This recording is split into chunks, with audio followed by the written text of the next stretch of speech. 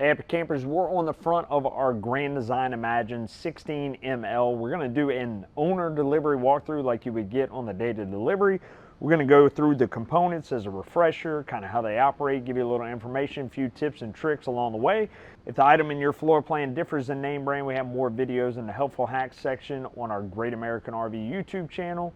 Go find that playlist and you'll find all that info on other products. We're starting in the front. We got our 7-way plug up here. It's going to transfer all your lights for your turn signals, your running lights, all that stuff. You're also going to have a battery charge line that's going to pull off of the alternator when the engine's running, and it is going to help charge that battery while you're traveling down the road.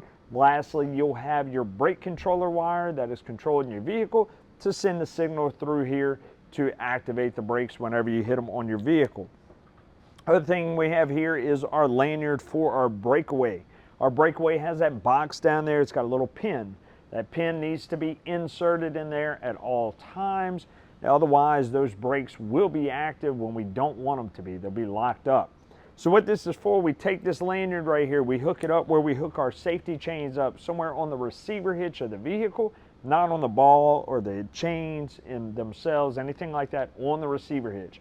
The idea is for this to go with the vehicle. If anything ever happens to the hitch, it fails, that pin is going to pull out of that box, activate the brakes on our camper, and bring it to a stop. Next thing is our 12-volt electric jack up here in the front. We have up, down, and our light.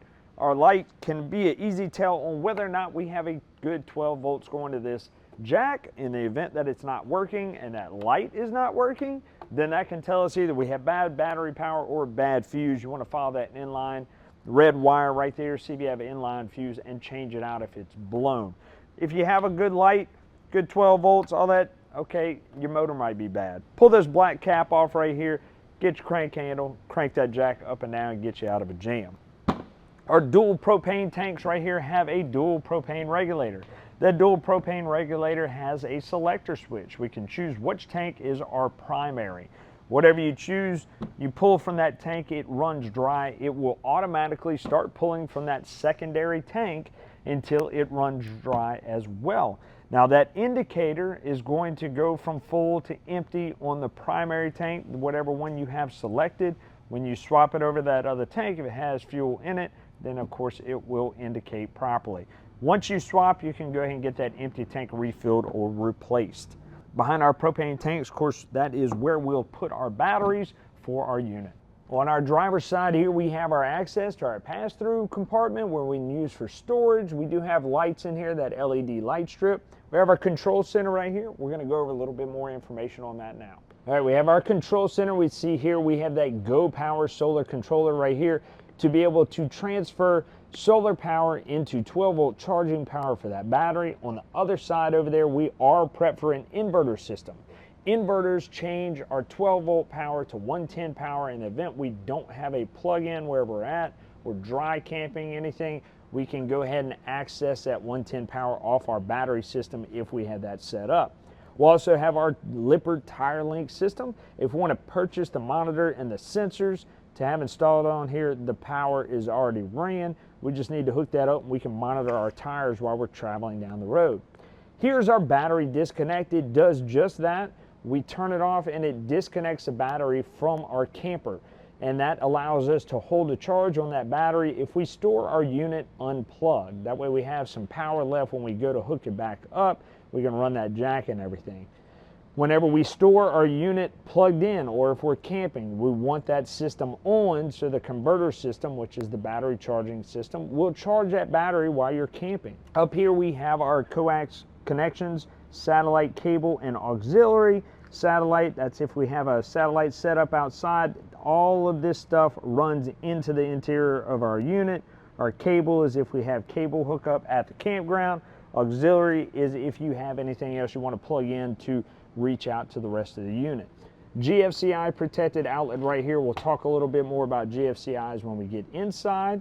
We have our city water connection. If you have that water bib at the campsite or wherever you're camping, you can hook it up right here, turn that water on, and it will go into all of your faucets and fixtures inside the unit.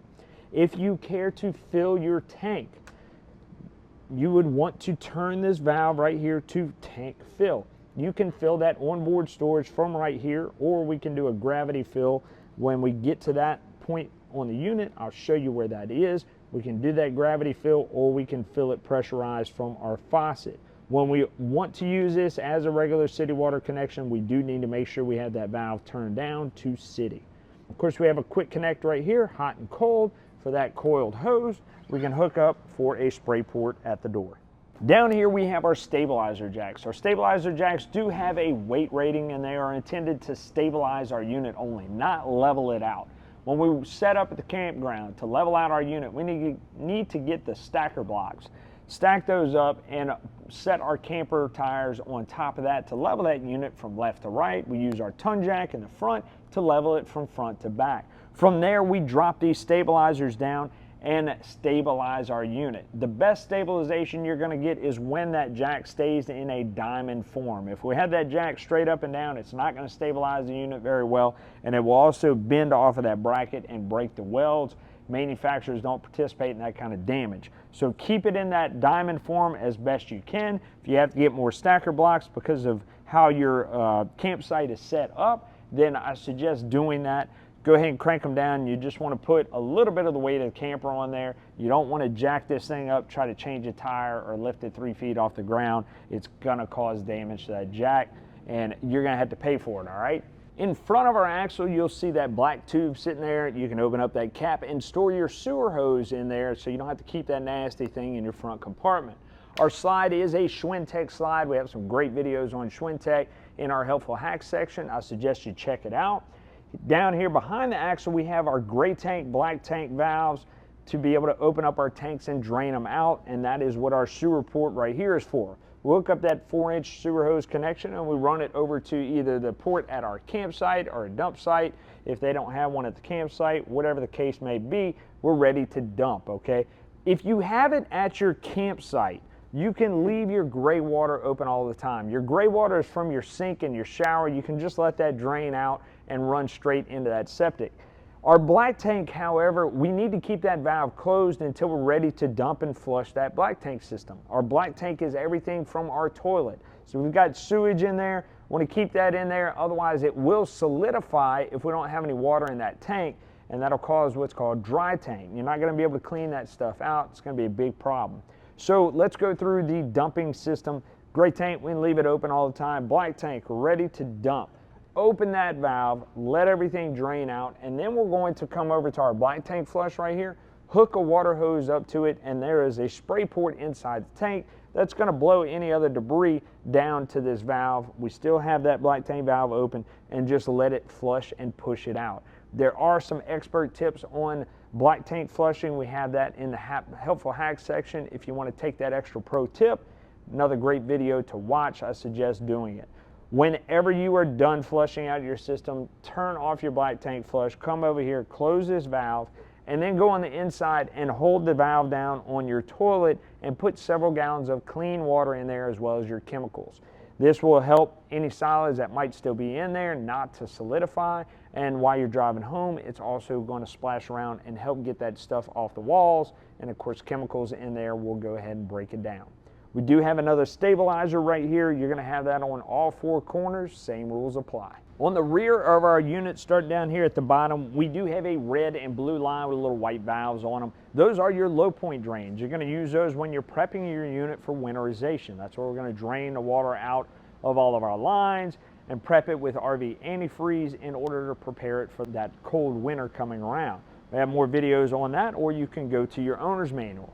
We also have our factory supply ladder right here to gain access to our roof. Why do we need to gain access to our roof? Because we are required by the manufacturer in order to stay in warranty to check the sealants and monitor them and maintain them every 60 to 90 days. We're checking for cracking, peeling, deterioration, anything of that nature to where we're creating an opening for water entry. We need to make sure we seal over those spots and maintain it properly around our trim, our vents, our side rails, all of that stuff. We also need to make sure we're checking around all of our sidewall trims, our windows, our water heaters, our lights. All of those things have silicone around them. Same thing, every 60 to 90 days, make sure that we are maintaining that sealant. It's just like changing oil in your car. You're making sure you're maintaining your unit so it'll last for years to come. We do have our 30 amp twist lock power cord right here. We insert that, turn it to the right to lock it in. You have a retainer ring on there. You want to go ahead and tighten that up so the kids don't trip, pull it out, cause any issues in the middle of the night while they're running around. We also want to make sure we plug that in first, then plug it into our shore power so we don't cause any arcing. Also want to make sure that our AC system is off so we don't cause any surges to that appliance. Over here we have our Furrion tankless water heater system. That's going to give you on-demand hot water for as long as you need it. And that system is controlled on the inside. We'll cover that when we get to that controller. You do have another quick connect port right here. That same coiled hose you have in the front can be used right here for another spray port. And we do have a small 1-inch receiver hitch right here that we can use to add for a bike carrier or a buggy, something in the back, not used for hauling a golf cart trailer or anything like that. Behind us, you won't see any tow lights. It's not rated for that kind of weight, so don't try it.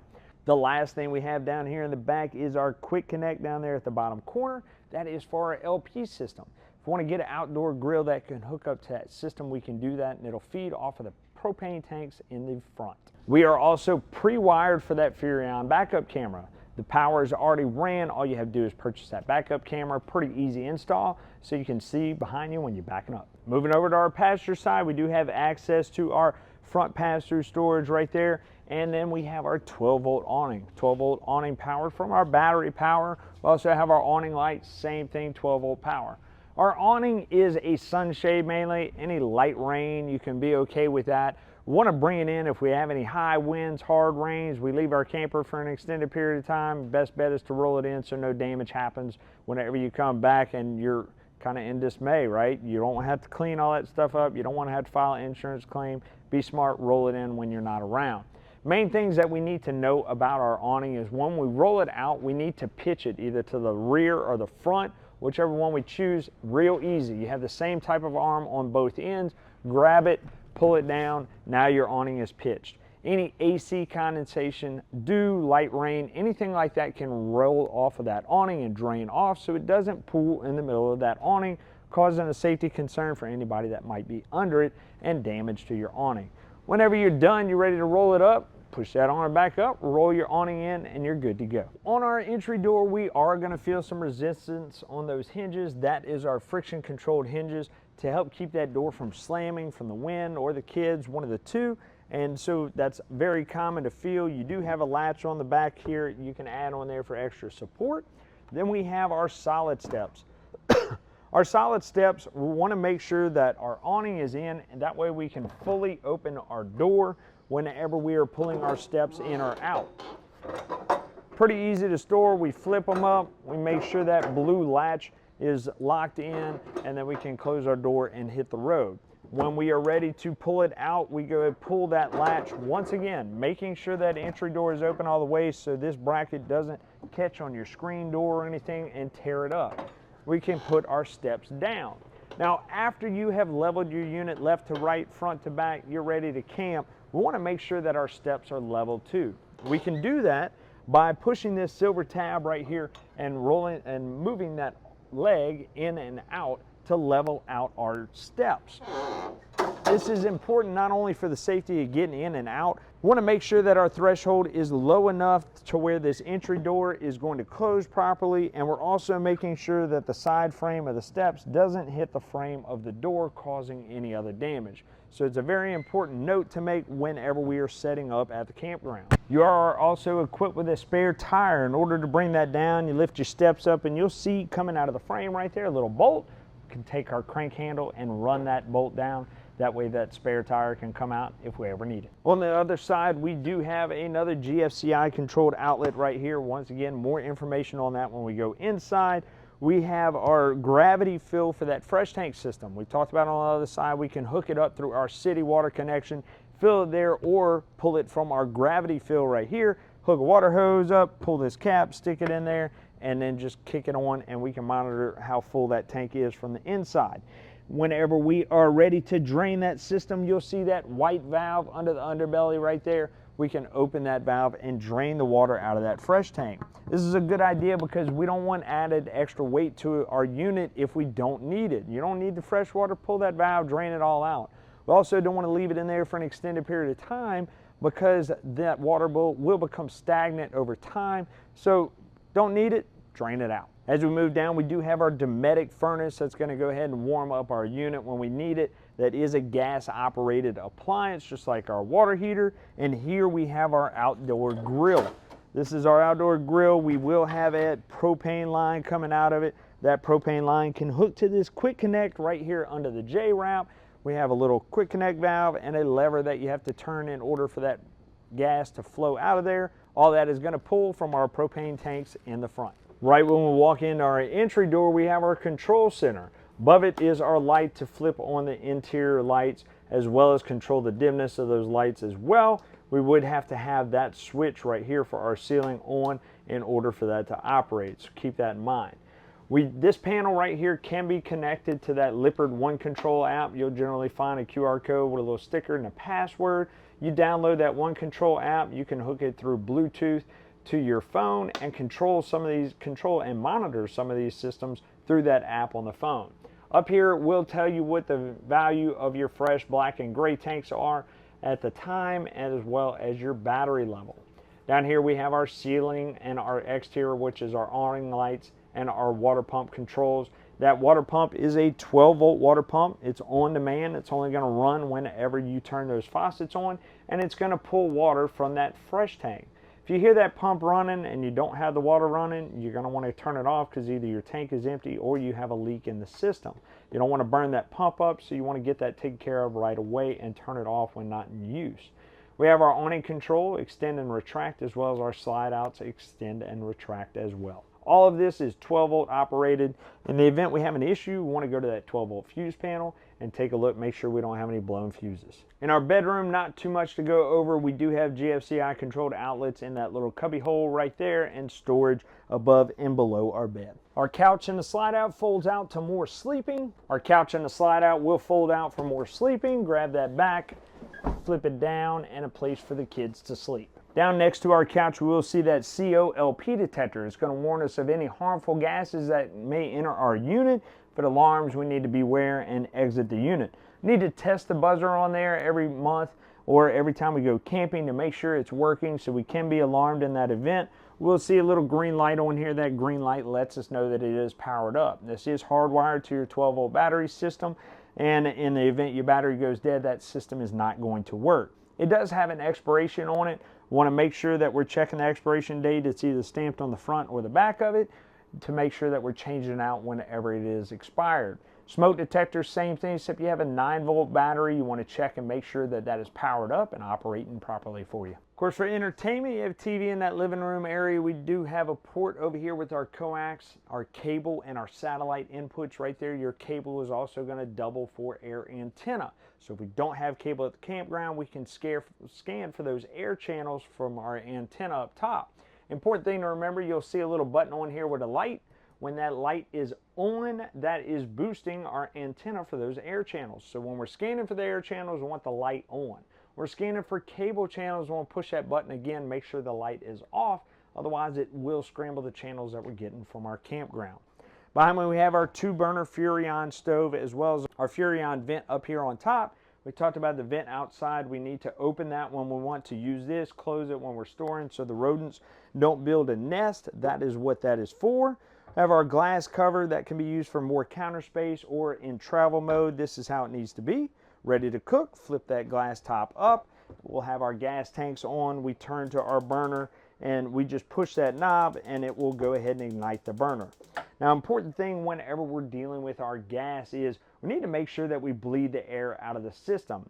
When we go to store our unit, more than likely we're storing it with the propane tanks closed, or maybe we just changed our tanks out. We're going to have air in the system.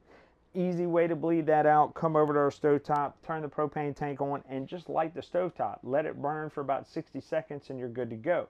Always suggest doing this before we light things like our furnace or our water heater. That way it limits the opportunity for them to go into a fault mode because there's air in the system. So come over here, take a couple minutes to do that at the beginning of your camping trip. You're only going to have to do it that one time until you turn the tanks off or change them once again. Do have your 110 high point microwave down here whenever you want to reheat your food. We do have our sink top right here, pretty self-explanatory. Lift your faucet up and you can kick your water on To store it, roll it down and close that top. Here we have our Defuniak AC system. This is our thermostat for it. We'll go over the operation of that now. Up here we have our sealing assembly for our Defuniak AC. This does have a screen filter in here. We need to clean that out every so often so we're not restricting airflow to our AC. You do not have a ducted unit in here, so we need to make sure this vent right here is open so the air will actually exhaust out. That'll be your cool air. Your furnace will work out of the floor vents on your unit. So you're only going to have cool air come out of the top and your warm air come out of the bottom. We have a Defuniak AC system. This system is operational by just turning that power button on. Now these systems, it's almost like a touch screen. You just barely want to touch it and it will bring it to the next screen. Our first one is for our fan operation. We have low if we hit our arrow, high, and auto. Now this will control our fan speed for our unit. If we hit that mode button again, it will bring us to our temperature for our cool system. We'll notice we have our cool icon here at the bottom and our temperature. Now we just set that temperature, that system will turn on if we're plugged into a service and it will begin to cool the unit. If we hit it one more time, this will bring us to our furnace. Same thing, we can run our temperature here. Now the only place we'll have air come out for our furnace is through the ground. These floor vents that we have is the only area where air should come out. If air is coming out of our rooftop air, then we want to go to our fan mode and we want to check to see if it's at high or low. Anytime the system is initiated on furnace, it will also control the fan speed on the rooftop. So if we just turn that to auto, that system will turn off the rooftop air when we run our furnace. Now oftentimes customers will accidentally hit these two arrow buttons right here and it will turn that temperature to Celsius. So if you see where your temperature is kind of odd, we hit it one more time and it'll bring it back to Fahrenheit. Over here we have our refrigerator. This is a 12-volt operated fridge, and then we have our freezer down here at the bottom. Now one thing we need to remember about our refrigerator is we need to make sure that we defrost our refrigerator and let it air out. If we don't do that, the water that's in our freezer will defrost and it will damage our wood components around our unit when we shut our entire system down and store it. So make sure that when we shut it off, we're letting it air out, we're defrosting that freezer and getting everything out. Manufacturers aren't going to participate in the repair of those wood components. It's considered customer maintenance to defrost and clean your unit properly. This is also going to reduce the opportunity for mold and mildew. Here we have our 12-volt Norcold refrigerator. In order for operation, you just hit that little power button, you'll see a display light up. We have our different levels here. In order to change those levels, you're going to have to hold your finger down on that moon button for just a second in order to unlock that screen. Once it's unlocked, it'll flash for a second. You can touch those levels for your fridge and change what you want to it. And then we also have our freezer, same thing, we can touch those levels as well. When that system will automatically lock back on that screen. When we reopen it, we have to hold down that moon in order to unlock it. That moon is also if we want to go into a hibernation mode where that compressor isn't going to work as hard. It will reduce the amount of 12-volt power that we are using off of that battery system in order to conserve the battery power, and that's also assuming that you're not going to go into your fridge that much, so it doesn't have to work as hard to cool it off. Below our sink, we're going to notice our 110 breaker panel right here, as well as our 12-volt fuse panel down there at the bottom. In the event we have any issues with any of our 110 components, want to come here. They're all labeled so you know what breaker goes to which, as well as your 12-volt fuses. They are labeled too, so we can see if whatever's not operating, we can check that fuse in the panel. You're also going to hear a little fan running behind here. That is your converter system. That is what is charging your battery. It changes 110 voltage to 12 volts. So when you're plugged in, it's very normal to hear that system running behind the cabinet. All right, we're in our bathroom, pretty self-explanatory. We have our shower with our hot and cold faucets just like you would at home. Only difference is on an RV, on your shower head, you can turn it off and on with this little push button down on the shower head. This is used for whenever we are dry camping. We're trying to conserve the amount of water that we're putting into our gray tank, as well as the amount of water that we are pulling out of our fresh tank. That's an easy way to shut that shower head off in between the lathering up and rinsing off. We don't have to mess with the shower head valves. It's just a quick, normal way of doing it. If you don't want to use it that way, you don't have to. If you have a city water connection and a drain port, then go ahead and use it like you would at home. We also have our toilet. Our toilet, pretty self-explanatory there too. We have our pedal right here to flush. A couple things we need to remember. Our toilet is for sewage only. Sewage, toilet paper, chemicals, that's it. Nothing else. You don't want to put it in here. It can block those valves up, cause a big expensive repair for you trying to get that stuff out. If we're using number 1, which is just liquids, we can flush them down the drain, good to go. Number 2, we have solids. We need to make sure that we push this pedal down about halfway and fill this bowl up about half to 3/4 of the way to help flush those solids down the drain. If not, it can cause some clogging issues. This will help you out in that regard. Once again, that's where we want to go whenever we come and put that fresh water in our black tank after we've flushed it out. Also want to make sure we use RV toilet paper only in our system so it'll degrade properly. In here we also have our Furrion water heater controller. We're going to go over that information now. This is our Furrion water heater controller. Pretty self-explanatory. Turn it off and on right there. It will display the set point temperature that you have. You can change that by hitting up and down right there. Our power light will let us know that that system is on Fahrenheit, Celsius. We can change it with this button here. And that flame indicator will let us know when this system is active, meaning the hot water is on. That flame indicator should pop on and let us know the system is operating. We also have a GFCI. We've been talking about that. All our outside outlets, mainly every outlet in this unit, anywhere near a wet location, is going to be GFCI controlled, ground fault circuit interrupt. That means that if you overload those circuits by plugging in too many coffee makers, griddles, so on and so forth, it will trip that system. It will also trip it if that system gets wet. So what we want to do is, if that ever happens, we come over to that outlet, we go ahead and hit that reset button, and that will reset that system. If it automatically trips after that, we want to go unplug some of those products and also make sure those outlets aren't wet and give it another shot at resetting. Well, we hope you found that resourceful, but wait, there's more information on our Great American RV YouTube channel. This channel right here, find the playlist Hap's Helpful Hacks. We go over different products in this unit, and we'll take a deeper dive with more diagnostics, more information, as well as helpful tips when you're out camping. Tell your buddies, tell your friends, like, share, subscribe, do all those awesome things on YouTube, TikTok, wherever you found us, and keep watching here at Great American RV Superstores, where we bring the how-to you.